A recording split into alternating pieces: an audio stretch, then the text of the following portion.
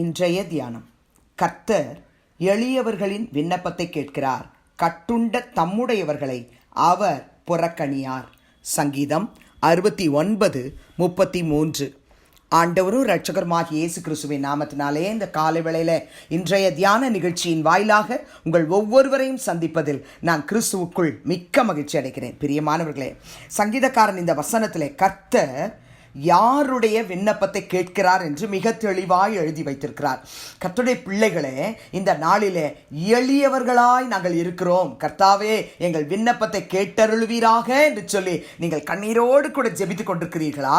வசனத்தின் மூலமாய் கர்த்தர் இன்றைக்கு உங்களோடு பேசுகிறார். நான் எளியவர்களின் விண்ணப்பத்தை கேட்கிற தேவன். அது மாத்திரமல்ல, கட்டுண்ட தம்முடையவர்களை அவர் புறக்கணியார் என்று சொல்லி சங்கீதக்காரன் எழுதி வைத்திருக்கிறார். ஆம், எனக்கு மாந்தவர்களே, நம்முடைய வாழ்க்கையில நம்ம ஆவியிலே எளிமை உள்ளவர்களாய் காணப்படலாம். எழுத்தின்படியே எளிமையான குடும்பத்தில் வாழ்ந்து கொண்டிருக்கலாம்.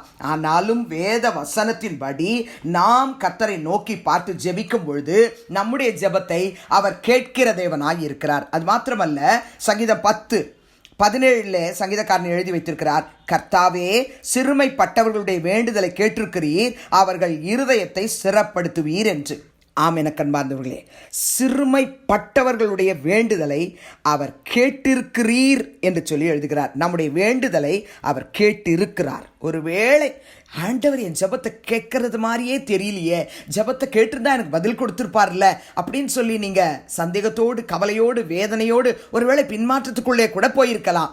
இன்றைக்கு என் அன்பு தகப்பனே, தாயே, சகோதரனே, சகோதரியே, கர்த்தராகிய இயேசு கிறிஸ்து உங்களுக்கு இந்த வார்த்தையை சொல்லி உங்களை பலப்படுத்த விரும்புகிறார். சிறுமைப்பட்டிருக்கிற என் மகளே, என் மகனே, உன் வேண்டுதலை நான் ஏற்கனவே கேட்டிருக்கிறேன் என்று உங்கள் இருதயத்தை அவர் ஸ்திரப்படுத்தும்படிக்கு இந்த வார்த்தையை கூறுகிறார்.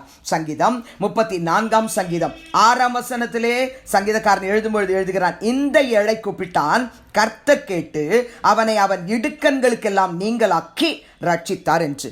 நான் ஏழை, நான் வறுமை கோட்டுக்கு கீழாய் வாழ்கிறவள், எனக்கு நிரந்தர வேலை இல்லை, வருமானம் இல்லை, எனக்கு எந்த ஒரு ஆதரவும் இல்லை என்று சொல்லி வேதனையோடு இருக்கிறீர்களா?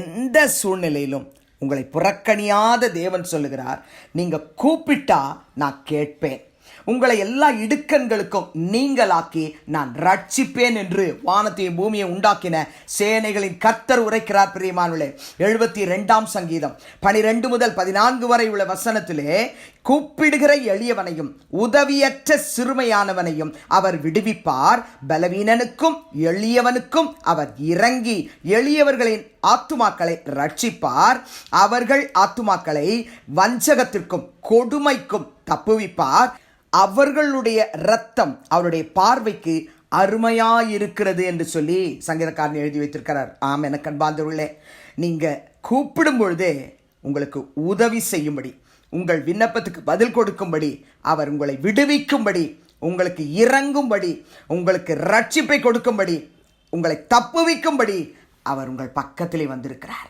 என்னை யாரும் பார்க்கலையே, என் சத்தத்தை யாரும் கேட்கலையே, எனக்கு யாரும் பதில் கொடுக்கலையே, எனக்கு உதவி செய்ய ஒருவரும் இல்லையே என்று சொல்லி அங்கலாய்ப்போடு இருக்கிற என் அன்பு சகோதரனே, என் அன்பு சகோதரியே, உன் பட்சத்தில் கர்த்தர் வந்து உன் ஜெபத்தை கேட்கிறவராய் இருக்கிறார். 102 சங்கீதம் 17 வசனத்திலே சங்கீதக்காரன் எழுதுகிறார், அப்பொழுது ஜாதிகள் கர்த்தருடைய நாமத்துக்கும் பூமியில் உள்ள ராஜாக்கள் எல்லாரும் உம்முடைய மகிமைக்கு பயப்படுவார்கள் என்று எழுதிவிட்டு அதே சங்கீதம் 20 வசனத்திலே, தம்முடைய உயர்ந்த பரிசுத்த ஸ்தலத்திலிருந்து பார்த்து வானங்களிலிருந்து பூமியின் மேல் கண்ணோக்கமானார் என்று எழுதுகிறார். இந்த சங்கீதத்தை நீங்க துவக்கத்திலே தலைப்பிலே நீங்க வாசிப்பீர்கள் என்று சொன்னால், துயரப்படுகிறவன் துக்கத்தில் மூழ்கி கர்த்தரிடத்தில் தன் வியாகுலத்தை தெரிவித்து செய்யும் விண்ணப்பம் என்று சொல்லுகிறார். சரியா, என் வாழ்க்கையை அப்படியே இந்த சங்கீதக்காரன் எழுதி வைத்திருக்கிறாரே என்று சொல்லி வாசிக்கிறீங்களா?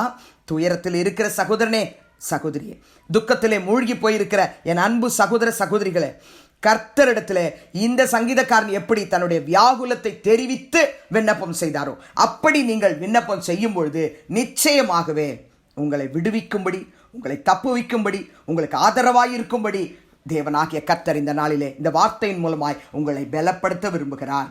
சகரியாவின் புத்தகம் 9 அதிகாரம் 11-12 வசனத்திலே தீர்க்கதரிசி எழுதி வைத்திருக்கிறார், உனக்கு நான் செய்வது என்னவென்றால், தண்ணீர் இல்லாத குழியிலே அடைப்பட்டிருக்கிற உன்னுடையவர்களை நான் உன் உடன்படிக்கையின் இரத்தத்தினாலே விடுதலை பண்ணுவேன். நம்பிக்கையுடைய சிறைகளே, அரணுக்கு திரும்புங்கள், இரட்டிப்பான நன்மையை தருவேன், இன்றைக்கே தருவேன் என்று சொல்கிறார். இந்த வார்த்தை எனக்கு அன்பார்ந்தவர்களே, ஆண்டவராகிய இயேசு கிறிஸ்துவுக்கு அவருடைய ஊழியத்திற்கு கர்த்தர் கொடுத்திருக்கிற தீர்க்க தரிசனமான வார்த்தை. அவருடைய இரத்தத்தினாலே, உடன்படிக்கையின் இரத்தத்தினாலே அடைப்பட்டு கிடக்கிறவர்களை, சிறை இருப்புக்குள் காணப்படுகிறவர்களை, அரணுக்கு திரும்பி வருகிறவர்களை அவர் நன்மையினாலும் இரட்டிப்பான ஆசீர்வாதத்தினாலும் அவர் ரட்சிப்பை கொடுத்து அவர்களை தம்முடையவர்களாய் மாற்றிக்கொள்வார் என்று சொல்லி, கர்த்தருடைய பிள்ளைகளே, நீங்க எந்த சிறையிருப்பிலே இருந்தாலும் சரி, இன்றைக்கு நீங்க அவரை நோக்கி கூப்பிட்டுட்டீங்க. உங்க கட்டிலிருந்து அவர் உங்களை விடுவிப்பார், உங்களை ரட்சிப்பார், உங்கள் ஜெபத்தை கேட்பார். ஜெபிக்கலாமா?